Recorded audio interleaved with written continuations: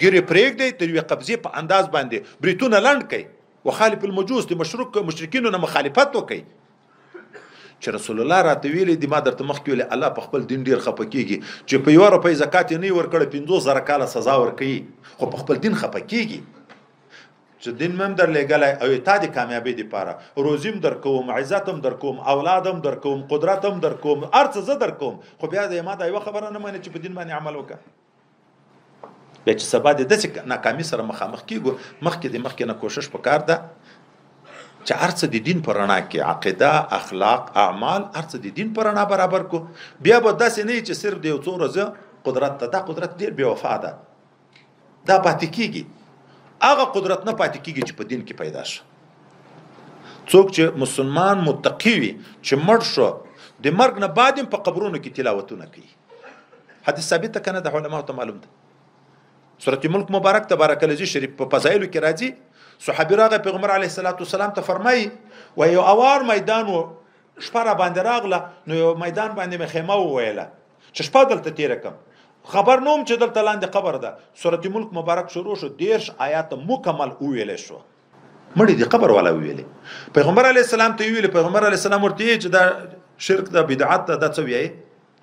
هغه ورته دغه صورت برکت ته د پر دغه دنیا کې دغه تلاوت کو ان مخصوصا چې څوک سورۃ ملک تلاوت کوي د قبر د عذاب نه ساتي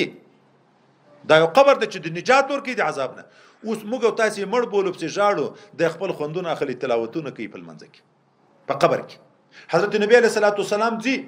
معراج په شپه موسی علیہ السلام ویني چې په قبر کې په منځ ولاړ ده ابراهیم علیہ السلام ویني چې په قبر کې په منځ ولاړ ده په قبرونو کې عبادت کوي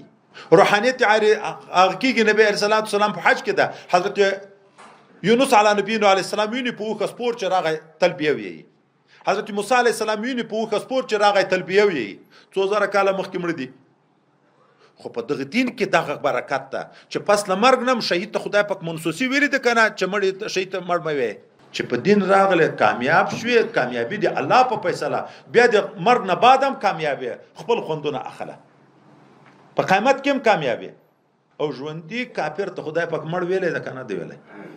هغه پروفیسور ده انجینر ده د دنیا په اصطلاح د ټکنالوژي باندې دومره په مختله چې موږ ټول تر متاثر یو خو خدای پاک وړون بولی خدای پاک ګونګ بولی خدای پاک کون بولی خدای پاک مړ بولی ځکه حقیقي اړوند ده حقیقي ګونګ ده حقیقي کون ده حقیقي مړ ده نو موږ ته د الله حقیقي ژوند نصیب کړي حقیقي د حق سترګې د خدای پاک را خلاصي کړي د حق غوږونه د خدای پاک را خلاصي کړي د حق ژبه د الله تعالی را کړي نور د تاسو د حضور نه د استماع نه ډیر الله ته بزاری کو چې خدای دې بدله درکړي او دغه پاتې چې کومې کمزوریانې په موږ او تاسو کې د سنت چې سر د امیر دی وړاندې دا د الله نه موږ غایب کېدای نشو په هر وخت کې باید وي د الله نه ډار باید په هر وخت کې خدای پاک په هر وخت کې باید موږ په یاد وي نو بیا به مکامیابی راځي واخر دعوانا الحمدلله رب العالمین